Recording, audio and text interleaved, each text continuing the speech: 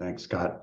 Um, I was on a webinar last night, and the topic of obsession kept coming up, and I thought it'd be a really good chance to talk about it a little bit tonight as well, because it's such a universal feature of addiction, and I think it's something that we all get caught up in periodically. And so I just wanted to give you my 2 cents on it.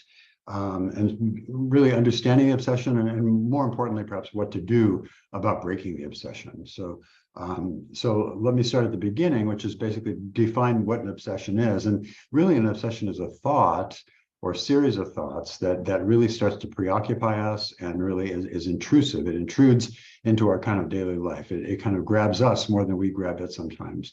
And we talk about sex addiction and porn addiction as kind of being in the bubble when you're in that zone. And I think obsession is really kind of 1 foot in that bubble already. You're kind of 1 foot in, 1 foot out, but you're really in your head. You're swimming around in those thoughts and those feelings and those triggers, and that can be really problematic. Obsession is not unique to addiction. Other kinds of disorders can also have obsessive thoughts. Anxiety, for example, can cause these kind of ruminating thoughts. Obsessive compulsive disorder can cause obsessive thoughts, obviously, part of the name. But I think when it comes to addiction, they're particularly dangerous because they can lead us right back where we don't want to go. And in that sense, they really hijack our awareness and our consciousness. So what happens when we start to sort of have these thoughts swirling around? We start to disconnect. We become kind of numb in a way that we are when we're in that bubble, but we become numb to people and places and things around us. We're really in our heads and quite lost in our heads from in that zone, really. And our mind just replays this loop of obsessive thoughts. And that's one of the problems with obsessive thinking, is that there's really rarely, if ever, a solution, because we're kind of in a closed universe with the same thoughts circling around with no ideas, no solutions presenting themselves, just the same thing, kind of ruminating all over the place. Now, if they're mild, we can distract ourselves. But the problem with most of us when it comes to addiction, those thought patterns are so deeply grooved that they become really pretty strong. And I think mild obsession, the ship of mild obsession probably sailed for many addicts a long time ago.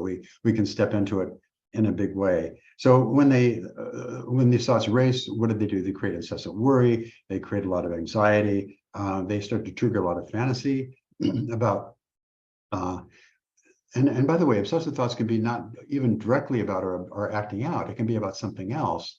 But what we find is that that indirectly will lead to our acting out behaviors, because the acting out is a way to numb that, to soothe that, to react to that, to self-medicate that as we search for answers. And constantly we become kind of paralyzed in our ruminating thoughts. We don't move forward. We don't move backward. And ultimately, it will lead to some kind of compulsive behavior, whether that's a slip or a relapse or a full-blown, ride this thing all the way down to the basement. It'll happen. So what to do about it? I always ask, and maybe because I'm a therapist, but where does this come from? What happened just before these things happen? I don't believe these things are just random. And so I think it's really important to be able to kind of take a step back. And by the way, these obsessive thoughts can be so automatic that you may be in the middle of this storm before you realize what hit you. And so sometimes it's hard to recreate what was going on. What was I thinking about? What did happen just before this thing set off? But that's a really vital piece of information. And it may take several or more times before that becomes clear, because as I say, it's automatic. We find ourselves in the middle of it before we know what hit us.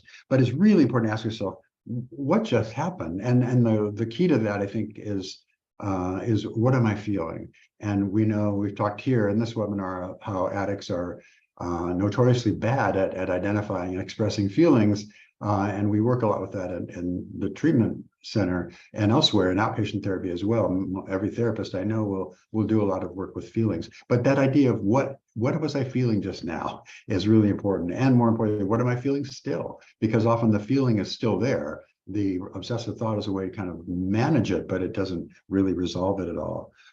So there's a lot of skills that can be done. All these are no earth-shaking new discoveries here, but they things that I think are recovery skills that we want to reiterate and underline and talk about as being really important. And one is just, we've talked about here many times, mindfulness. Mindfulness is just that simple awareness of me, what's going on outside of me, what's going on inside of me, and all of this observation, this observatory self or observer self without judgment. I'm not saying that's stupid or why am I doing that, or we're not distracting ourselves by judgment, just being open to noticing what is.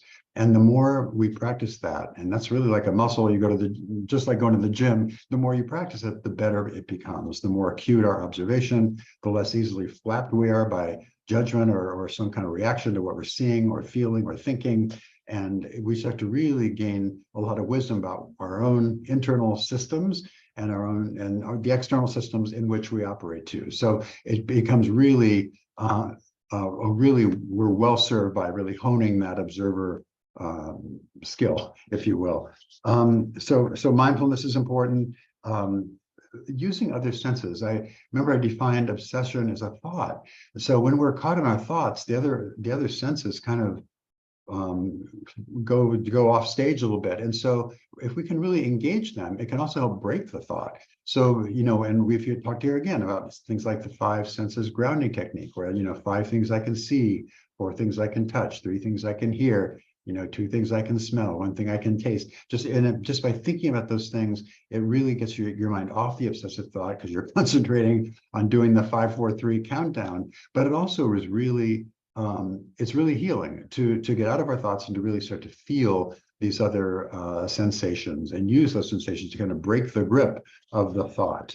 And so we can do that by just becoming aware, or we can do it by doing things like listening to music or moving somehow. Yoga, stretching, any kind of movement is also a great way to kind of reconnect with our bodies and what we're feeling. So I think just being aware of other senses and just not being subject to the tyranny of our thoughts, which are in this kind of obsessive loop that won't stop. Another great thing, sometimes, you know, as I mentioned, we have a lot of trouble finding out feelings.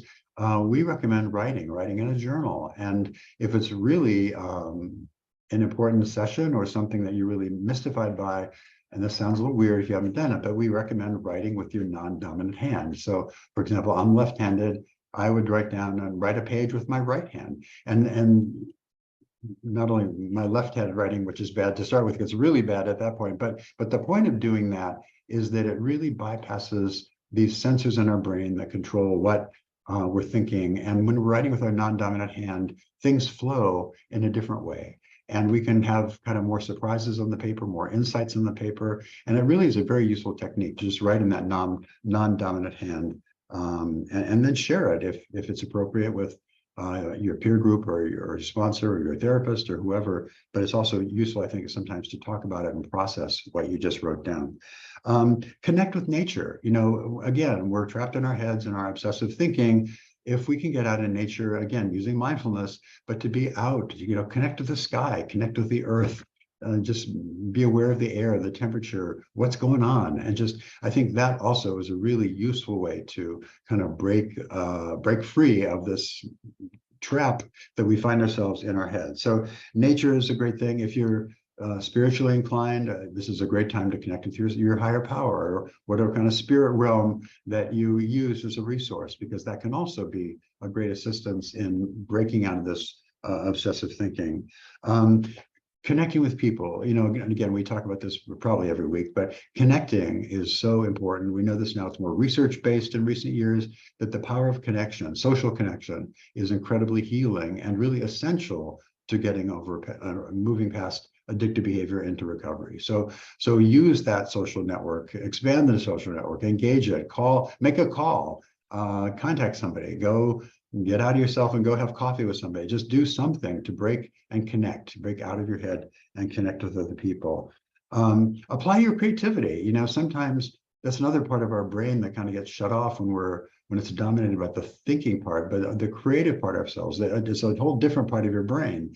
And so do something fun, creative, you know, do a painting. And it's not about being a great artist. It's about expressing yourself. Or if you have a keyboard or piano or guitar, sit down and play, or just play a tune. It engages your mind in a different direction and helps break the grip of the obsessive thinking. It's not about being, you know, a Juilliard performer. It's about finding that part of your brain that we all have and using it to express and feel and move out of that. And for that reason, I think hobbies, interests, purposes, something again that addicts often struggle with in early recovery, especially, is how to spend time recreationally, how to relax, how to have fun, how to just be quiet sometimes without being triggered. And that's a big skill as well. And then finally, just whatever you do, and hopefully over time in recovery, people will connect with their joy, and whatever that means for any given individual. I think if we can kind of reconnect with that somehow, that may be through music, it may be through friends, it may be through running. Everybody has different gateways to their joy, but I think if you can find what that is, discover it, and really embrace it at those times. All these things are just kind of the polar opposite of that obsessive thinking that we get trapped in. And so there's many ways out. We just have to remember to use them. And with that, I think I'll stop. Thanks, Scott. Thanks, David. Can the obsessive thinking, can it actually be part of the high, or can it induce the high for like a sex addict? It's really interesting because we know that, of course, dopamine is the neurotransmitter that it gives us that sensation of being high. It's the main driver of addictive, experience. And so we know that when we start to associate, gee, that felt good, whatever that was, that could be porn, acting out, even thinking about acting out, or sex and drugs combined. All those things teach us that felt good. Let's do it again.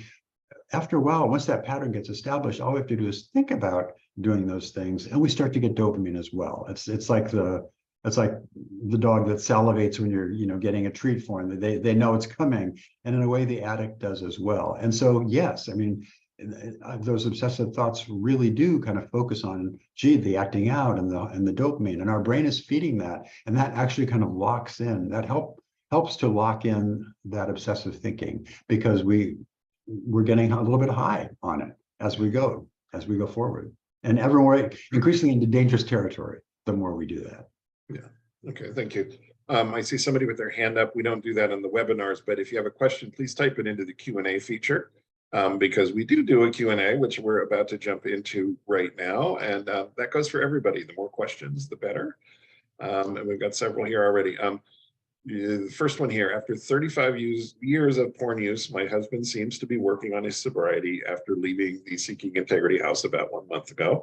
I have a 6-month safe harbor time. Here's the issue. I don't look forward to verbal check-ins with him on the phone.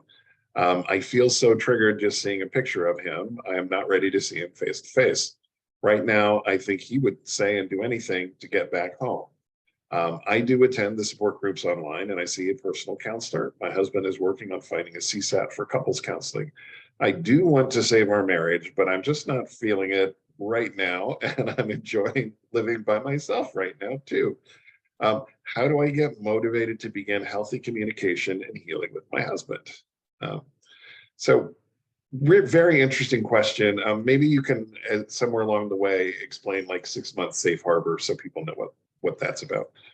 Right. So really great question, and I appreciate you're posing it, because it really gives an opportunity to talk about a number of different things. The 6 month safe harbor idea is similar to, I think, basically a therapeutic disclosure. Sorry, not a therapeutic separation, where there's distance between a couple, and all in. And the idea is always reconciliation. The idea is to get back together. It's not to separate. But we have often found that because of the triggering process, the trauma that partners go through, and when they're experience a sex addict in their lives, there is a traumatic response, and that is an automatic response, just like the addict triggers are automatic, and those things have to be kind of worked on and kind of deconstructed and kind of resolved, and that can take some time. And so I think I'm not surprised if you're in that state where just a picture of him can kind of trigger you. Of course, a check-in is going to be torture, because it's just not going to, and it's not going to be valuable either, because you're just kind of reenacting old traumas. So I think what I would suggest, and this goes to the idea of the therapeutic separation, where you already have determined to have 6 months apart, but connected in these ways. What I might suggest is to really make sure you have clear, defined objectives for each of you in that time. What are you going to do with this 6 months? How are you going to take the time apart so you're not necessarily in each other's face, triggering each other all day long, but how are you going to use that separation to ultimately come back together in a healthy way? And I think sometimes people fall into the trap of thinking, well, if we just stay apart for 6 months and then come back together, everything's going to be fine. It's not. You're just apart for 6 months. You have to really make use of that time, each doing their own work in that time. And as you've correctly identified, I think your work is going to be getting yourself in a place where he's not triggering you so easily and so often. And just so what I might recommend, if I was one of your therapists, would be to, stop the check-ins for a while, have some more time, take a week, take 30 days, without any contact, and see how that goes. Because I think what's happening to you is that you're constantly being triggered and reacted, and you're not really being able to have a safe emotional space in which to move forward, move out of that, because it's always pinging off you with these different traumatic triggers. And so I think a more clear-cut separation maybe in communication as well. Again, not out of anger or anything like that, but out of just kind of giving you the space to heal, and frankly, probably him too. I think you both probably have a response, although the partner's trauma response is particularly profound in this case. So I'd basically take the 6 month separation you already established and maybe put in some more structure, including maybe a week or 2 weeks or a month without the check-in, so you can have time to kind of disconnect and do your own work, and then you can reconnect in a healthier way. Yeah. I completely agree with that. I will add that 6 months safe harbor can mean a couple different things. It can mean what David was talking about a therapeutic separation. It can also just mean no major decisions for 6 months. Like, I'm not going to leave you, you're not going to leave me. We're going to work on our stuff either together or apart. It's because we don't make good decisions in crisis, basically. 2 months after, 2 weeks after discovery, every time I see you, I want to kick you with, where. I don't want to be married to you. But after 6 months, things have calmed down. Maybe got some sobriety, I've gotten some support. Then we can make a better decision based on what we want long term, instead of trying to make a decision in the moment. And I will just validate, I have post-traumatic stress disorder, and sometimes I'll see a picture of someone or hear a voice, and it doesn't even have to be the actual person. And my blood pressure will jump like 10, 15 points, just like that. So I really get it. And I totally agree with David, take a break from it. It's okay. And maybe, take his picture off the phone so you don't have to get triggered by it if he calls or texts. Take away the visual trigger, at least, maybe. I don't know. Yeah. You need to feel safe right now. And Right. If you're getting triggered every time he tries to check in, even though check-ins are a good thing, Right. they're not a good thing right now. Which actually, Scott, just to underscore that, because it really brings up a good point. All these things are good things, right? But Right. The timing and the sequence is really important as well. And sometimes we're not ready for a certain thing at a certain moment, even though all of them are recommended and there's nothing wrong with any of it. It's just a matter of timing. Right. Yeah, absolutely. Okay. I am struggling with a trauma bond with my boyfriend. He was in jail for a couple of months, but now is out. It is hard for me to keep boundaries of no contact. It was not hard when he first called me, but each time he calls, it gets harder. And now I'm finding that I'm getting really triggered and wanting to reach out and see him now. Can you A, define what a trauma bond is, and B, maybe, deal with the rest of it? Okay. Yeah. So sometimes we fall into relationships, often intimate relationships with people, sometimes based on more negative experiences from our past, as different kinds of relationships, sometimes with that person themselves, and sometimes just it can be really difficult and cause this, what was defined as a trauma bond. Now that can, whoops, yeah, the trauma bond can play itself out over and over again. Sometimes we'll find people, we break free of a bad relationship, and then a year later, we're in a new relationship, different person, same kind of thing. And so those bonds can tend to repeat themselves too. So this is something that the attachment to the person is kind of driven by a wound that we carry. And it's useful to kind of work on that and understand at least what it is. It doesn't mean that relationship is doomed, but it certainly is important to understand what's going on here. What are the mechanics of this? And I think it plays into the other part of this question I want to address, which is these kind of unhealthy attachments and how we can't seem to break free of them sometimes. And there's a little bit of obsession that the kind of the topic we were talking about earlier tonight, but also I want to talk about a little bit about love and romance addiction, because I think sometimes that plays a role in these things as well, with the connection of getting high over the idea of a person. There's a lot of neurochemicals going around when we first fall in love, first become attached, and oftentimes when people are separated, whether it's through, I work on the West Coast and the other person works on the East Coast, or like this, an incarceration, then we start to idealize that person again, and that can be part of this romance addiction as well, where we get high on the idea of the person, the fantasy of the person, as opposed to the reality of the person. And so I guess what I would suggest, first of all, great insight on your part for identifying this pattern and just observing yourself and seeing what's going on. I think I would, if you're in therapy, and if you're not, I'd really recommend finding some support for yourself and talking about this relationship. I think CSATs would be well equipped to talk about this kind of relationship and kind of how they can bring out sort of self-destructive impulses in ourselves. And when this thing gets awakened, and we talked just a few minutes ago about how we don't make decisions in the first 6 months.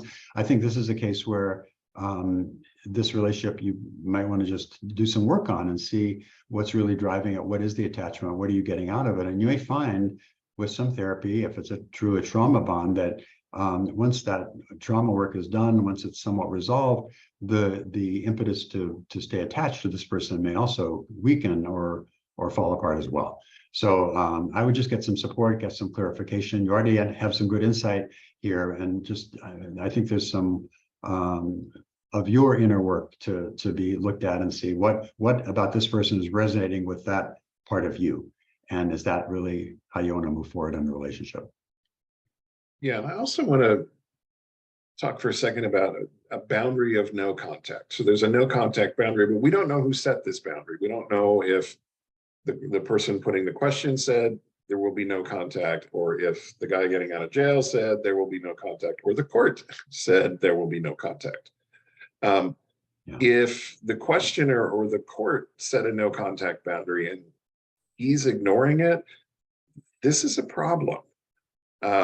He's not respecting your boundary, or he's not respecting a legal boundary. Either way, it's a problem. Now I salute you for keeping your boundary and for calling yourself out when you're struggling to keep it. But in point of fact, I mean, if somebody really loves you and you set a no contact boundary and they won't leave you alone, we call that stalking. And if the court sets a boundary and they don't, we call that going back to jail. So I don't have enough information, but this question is worrisome to me for that reason. It sounds like the person who just got out of jail is not very respectful of you or anyone else, probably. And that upsets me. David, do you have any thoughts on that? Yeah, I too wasn't certain, like, whose boundary is it? But in any case, if there's a boundary there, and that's problematic if somebody isn't honoring those boundaries. And as you say, it can be quite serious, not just problematic for the relationship, but downright illegal. And so, yeah, I think I agree with everything you said in this regard. It's really important to know that and see. And if there's a boundary there, and depending on who put it in place, and it's being broken, then that calls for some reappraisal and maybe further action about that on the personal side as well. Yeah. Okay. My sex addict husband is sober but not in good recovery. He's still looking at other women. He says he can look at anyone he wants. He is in 12-step, does not always remember to attend meetings unless I remind him.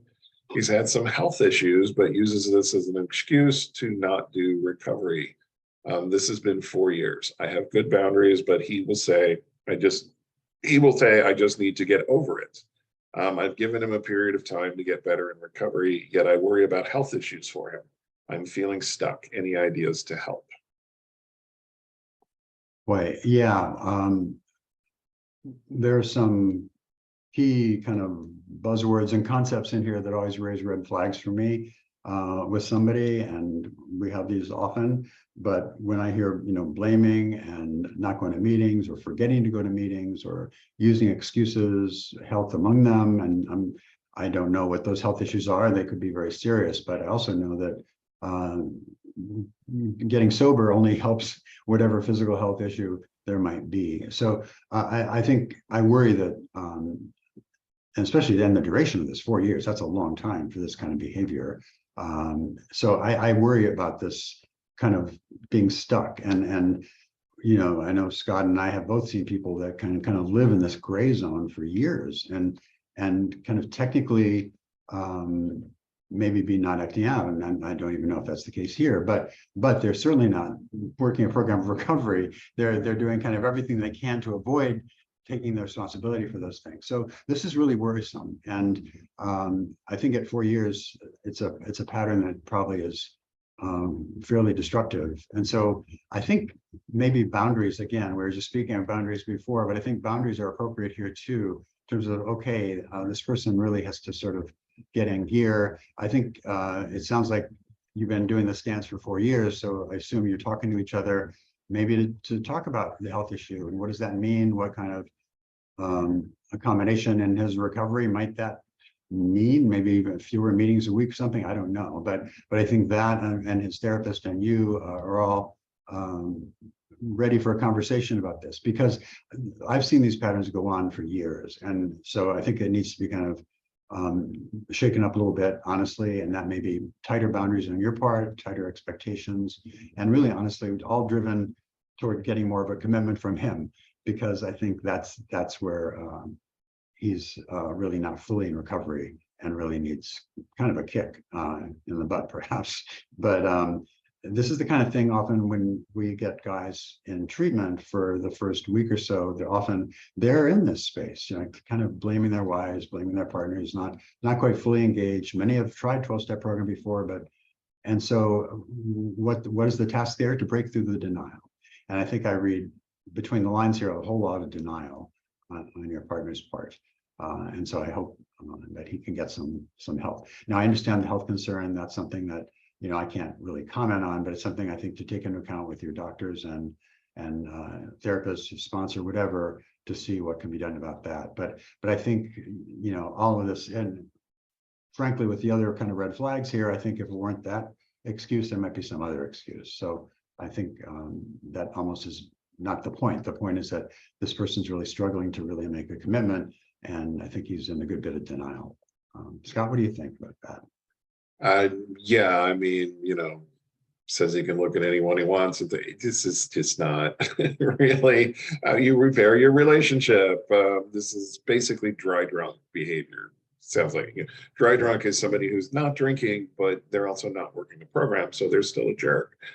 And it happens with sex addiction too. So, maybe I'm not acting out, but I'm still being kind of a jerk. And, so yeah. And to the partner, just to reinforce it, I mean, this is not something that you need to get over. That's clear, but I think sometimes in the back of a partner's mind, they'll think maybe there is something here. No, it's not. It's on this guy to get his act together and get into recovery. It has really nothing to do with you in that regard. Yeah, nothing you did turned him into an addict. Nothing you can do can get him sober, keep him sober, make him do the work. It's not about you. And I know it's hard for betrayed partners to not want to take some of that on, even when it's painful, but it's really not about you. He has to do this, and he either will or he won't. Your job is to decide what you can put up with and what you can't, and set your boundaries. First D-Day was June of 2021, and my husband began seeing a CSAT. He eventually went to 12-step and got a sponsor. He went on a work trip in 2022 and continued acting out. March 2023, he disclosed that he acted out with other people and that he'd been watching porn since 2021. He said he thought he could do recovery his way and that he wouldn't act out on the work trip. Is there any validity to this? It's not a slip or a relapse because he wasn't sober and lied to everyone. Okay. David, take that one. Well, it's kind of a continuation of the one before. Yeah. This guy, is playing with his recovery. He's really not in recovery. He's acting all over the place. He's lying about it. He's not being truthful, and so I don't need to tell the person that wrote the question how damaging this is to trust. And once we think, okay, this person's made a commitment, they're moving to recovery, then betrayal all over again. And so it's even more traumatizing. So I think, what can I say? He probably needs treatment, honestly. Because I think somebody with this, history, degree of manipulation, lying, and all that really is almost incapable of doing it on themselves. And I think this would be a guy. If he was my client, I'd recommend some kind of residential care, because he needs not only a peer group and maybe confrontation by peers, but also he needs some support to see what he's doing. And I think he may not have all the insight he needs. He certainly is aware of what he's doing. I don't mean to say that, but I think, he needs some work. And by the way, just as a footnote, business trips are lethal for sex addicts. It's a really difficult thing because it's a hotel, it's porn, it's escorts, it's opportunity. And, addiction is a very opportunistic kind of thing. So business trips are a classic problem for people. Travel in general is a problem, but business trips especially. Yeah, and I didn't mean to laugh or smile as I was reading this, but it's so stereotypical of what we see on a regular basis. And let's get him into residential rehab. When you get caught and you say, okay, well, I'll go to a CSAT and I'll go to 12-step and I'll get a sponsor, but you continue doing all the behaviors. I mean, now I know this from personal experience. I got into recovery and I was in recovery for 2 years and still acting out because I had no intention of changing my behavior. I was going to therapy and meetings to convince you that I was changing my behavior. Well, I continued my behavior and I was just trying to sneak around better than I did before. And, I had to crash and burn a couple of more times before I finally sunk in, like, oh, really need to change. I mean, you can't just say you're going to change, you actually need to change. And you're right, it's not a slip, it's not a relapse because he's never been sober. All he's done is doubled down on his lying and his secret keeping. And I feel a lot of pain for you. I just want to shake him and go, what are you thinking? But, I can't do that. And we won't do that if he comes into treatment. We promise we won't shake him. But we might say, what are you thinking? I mean, these are people in denial. And I mean, the first thing we do, almost the first thing we do when somebody comes in is start chipping away at their denial so that they can start to see the reality of their behavior and the reality of the pain they've caused with all the lies and secrets. And I just want to say one other thing here, because there's a kind of direct question: is there any validity to the idea that we can work a program our own way? And no, there is not. I think that's the one. If we think about the stages of grief, bargaining is right in there, and this is bargaining. It's like, okay, well, I'll give up this, but I'm going to keep that. Thank you very much. And no, we can't do that. An addict is not capable. That ship sailed. It's another ship that sailed a while ago for somebody who's really become problematic in their use of drugs, porn, sex. It doesn't matter. Once that addiction takes life, the addict is incapable of trying to say, well, I'll do it this way and that'll be okay. It'll quickly become out of control. And I think that's what we're seeing here. So we cannot do it our own way. Yeah, that just doesn't work. Love this next question. Is all infidelity under the category of sex addiction if the person is an addict? Or can certain behaviors not be part of the addiction? I'm assuming certain infidelity behaviors not be part of the addiction. So interesting distinction. What's the distinction between infidelity and addiction? I think that might be a safer question to answer. Yeah, so I mean, when we're talking about sex addiction, we're talking about compulsive behaviors. I talked sort of in more detail at the beginning tonight about obsessive thinking. That goes with that, kind of living in that bubble and the fantasy, and it's kind of driven by this kind of compulsive need for the excitement, the intensity, the stimulation, the dopamine, all that. People can have be unfaithful in their marriages and not have fidelity without being a sex addict. And that happens, I'm sure, all the time. But when we're talking about somebody who's a sex addict, I think it's pretty hard to kind of parse out, well, this one was part of my addiction, but that one wasn't.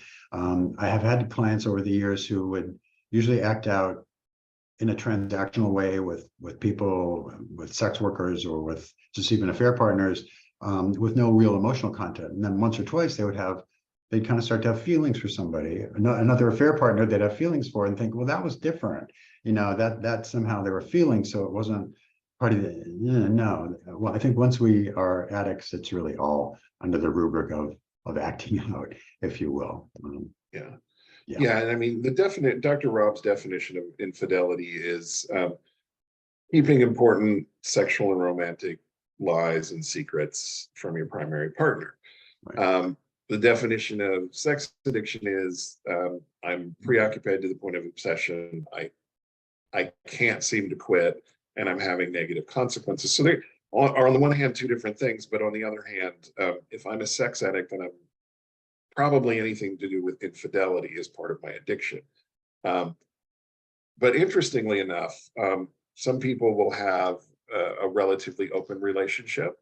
And I've seen this where porn is okay, or even, occasional casual sex is okay with somebody outside the relationship, as long as secrets aren't kept.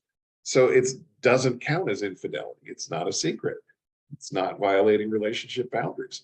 But these people are addicts, so they have to quit those behaviors, even though those behaviors technically in their relationship don't count as cheating. So it's kind of interesting. Yeah, I mean, if you're a sex addict and you're engaging in any form of infidelity, you're probably not sober. I agree with David. Yeah. I've been reading and trying to understand reading about and trying to understand sex addiction as a betrayed spouse. Is the addict responsible for their choice once the addiction comes to light? Or is it the choice of remaining in their addiction once they were aware of being out of control? Or are all choices in their behavior? I'm not 100% sure what's being asked there. David, thoughts? So I think, yeah, I'm going to look at this from a recovery point of view, where we talk about helping the addict understand that they have, a disease. It's a medical illness, a disease that kind of a syndrome of all these symptoms. That's a thing. It's a medical thing, and so in that sense, their compulsive behavior is driven by that addiction. That, however, doesn't relieve them of the responsibility of what they've done, and I think that's the key thing that is kind of hard for people to understand sometimes. That, well, if I'm powerless over this, then I was powerless over what I did. And I think the way I kind of define that is, if once the person understands this is a problem, then they need to take control of that and take responsibility for it. And so I think, yeah, it's true that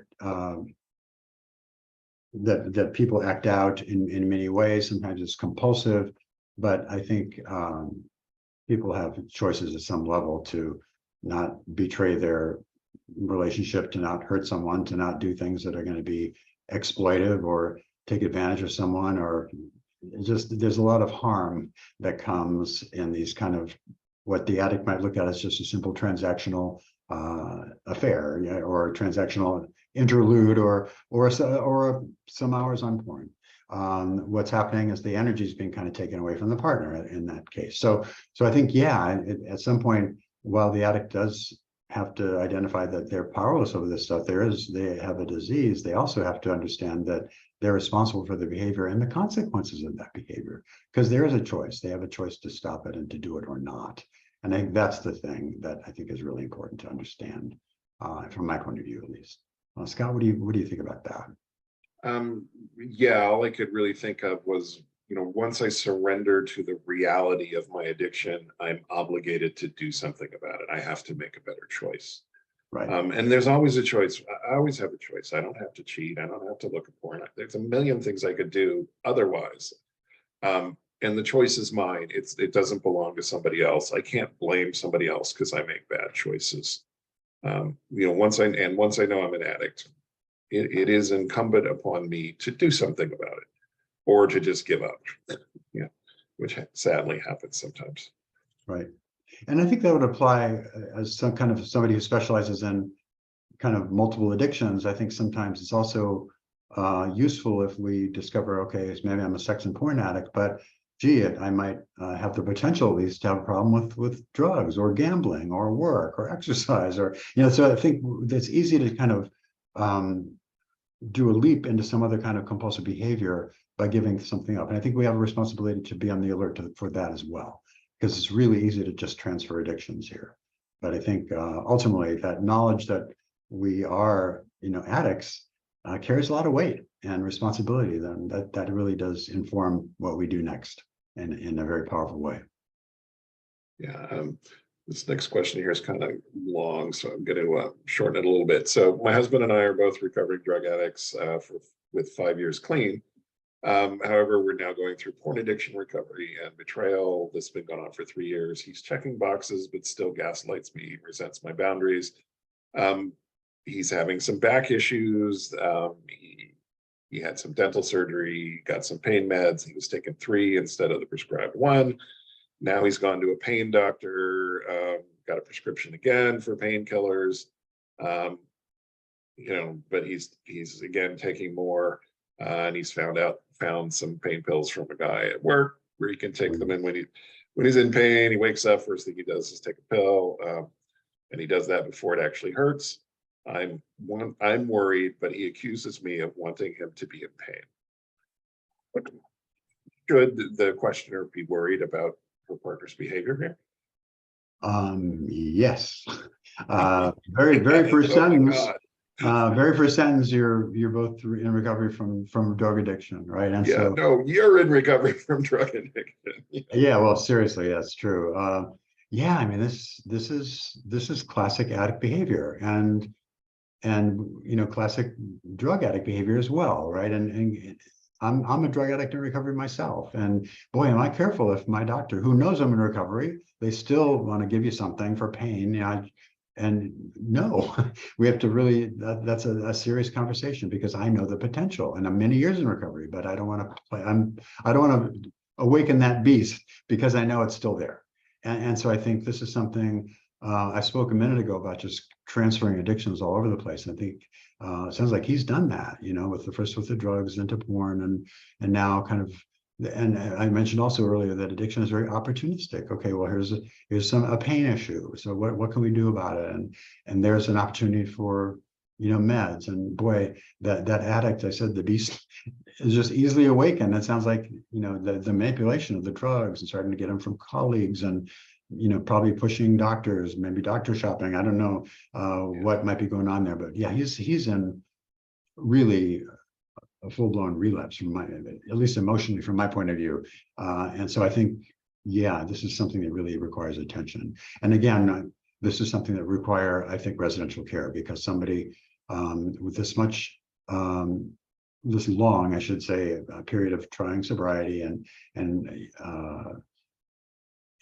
checking boxes, really not being fully engaged along the way, I think is somebody that really has proven that they can't really do this at a lower level of care, or less restrictive, meaning outpatient or even therapy. I think he needs some more structure to help him get through this. That's a serious concern, really serious concern on my part. Yeah, this is a full-blown drug relapse. Yeah. And sadly, we see people go out on pain meds a lot. Yeah. Oh, the dentist gave me a month's supply. They don't need, 9 times out of 10, aspirin would work fine, Right. but the dentist gives it to them and then they take it and then they take 2 and then they take 3 and they're off and running. And yeah, I mean, I'm like David, right at the top of my chart with every single one of my doctors is like, I make them write in like big bold letters, recovering addict, because I don't want them to do this to me. Because yeah, I just don't want to take that risk. And usually I'll say, will aspirin work? And they'll be like, yeah, not as well. I'm like, will it work? And they're like, yeah, take Tylenol. I'm like, okay, great. I'm good with Tylenol. Yeah. So yeah. But yeah, and David, when you talk about rehab, does this need to be a drug rehab or a drug and sex rehab? Well, depending on the level of drug use, there could be a detox involved. So I think somebody at least that has knowledge of drug kind of withdrawal syndromes would be really important to monitor here. And that's the other thing that's dangerous about drugs that doctors are all too willing to prescribe: opioids, benzodiazepines, the Xanaxes and the Valiums. How many people have stores of Xanax in their home just in case, right? And doctors are all too willing to prescribe that stuff, and it's really dangerous. Benzodiazepines, Xanax is a terrible withdrawal, a potentially fatal withdrawal if you just stop. So these are dangerous drugs that people are taking and abusing, and I think without really understanding the consequences.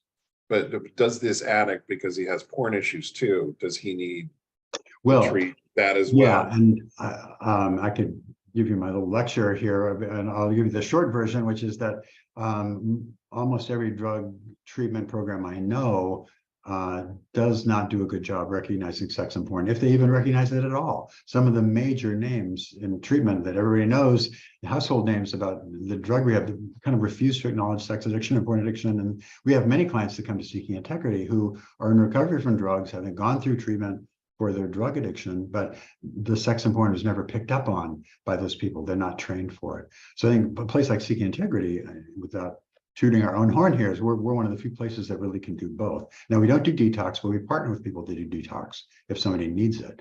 But yeah, we have a fully integrated program that recognizes both the drug side, the sex side, and how they work together, more importantly. So yeah, I think it's a very specialized treatment. And Seek Integrity, I think, would be the one here. I don't like to always do that, but that's the one I would recommend here. Yeah, we're pretty much the only people who do this well. Just that's the truth. And it's important to understand, if you only treat half the addiction, the untreated half will drag you out, and you'll be active in both halves again. That's right. Okay, next one here. I am the addict. I have been clean of drugs and drinking for 4 years. And I just started coming to these meetings for a couple of weeks. I am finding myself in the gray area. I am just a miserable husband, and my wife and family are suffering. I thank you for admitting it. I haven't acted out in a couple of years. I keep blaming my wife, and I'm angry when she speaks the truth. I'm also in denial as well. I guess I am holding on to what I know, and it's killing my family. How can I get past myself and help my wife heal? I love you for asking this question, David.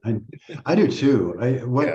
Just really the insight, the awareness, your willingness, really important stuff. And think this is not, as we've seen from several questions tonight, this is not an unusual experience where people kind of take the plunge, but not all the way, and kind of try to keep control on it. I think in this case, what I really recommend is, what I kind of feel you bumping up against are barriers. There's walls you're hitting in your recovery. Sometimes it comes to the fourth step, where people sort of look at that self-inventory and they come across stuff they don't really want to see. But I think there's something there, or several things there. And I would recommend, if you do you say you're in therapy? I assume you are, but I'd really recommend therapy if you're not. And in many cases like this, what I found, I'm a trauma therapist as well. There's often some kind of trauma in the background, and sometimes we don't remember it. Sometimes we do remember and say, well, that was not such a big deal, or I dealt with that a long time ago. But I think there's something some things there that might need to be addressed. And so I think this is, first of all, again, I just want to underscore how great it is that you're kind of aware of the impact this is having on your family and your sense of misery too, I gather. So I would really talk to your therapist and see what might some of these barriers be that's causing this. I feel it's resistance. We see this in addicts. It's resisting going forward. It's not like you don't know how to do it or know you should do, or it's the willingness to do it. And sometimes it's like force field kind of keeping you from going there. And I think you and your therapist, preferably a CSAT in this case, can really help you kind of explore what those are. But I think, honest to God, you're halfway there. Just the willingness to see this is really, in my job as a therapist, I'm dealing with these issues. That is half the battle right there. And so your eyes are open, and now it's just a matter of finding, somebody you can collaborate with, a therapist, to kind of walk you through this and move out of this gray zone, as you really powerfully put it, actually, and into more life and more color and the life that you want you and your family to have. But I think it's probably not something you can do by yourself. It's something you're going to need a therapist to kind of work with you to help. Yeah, and I know you said you haven't acted out in a couple of years, but you're also in denial still. We have an online work group for sex addicts, where we go through denial. We look at the basics of sex addiction, then we look at underlying issues. It's sort of treatment light, I guess. I don't know, and it's fairly low cost. I mean, it doesn't sound like at this point you need inpatient, but I think a work group might really help you get a handle on your denial and break through it. And then we also have like things on out of the doghouse about repairing your relationship, things like that. So yeah, reach out to us if you want to, chat about what might be the best next step for you. You can hit the contact button, or we also have like individual consults online that are low cost.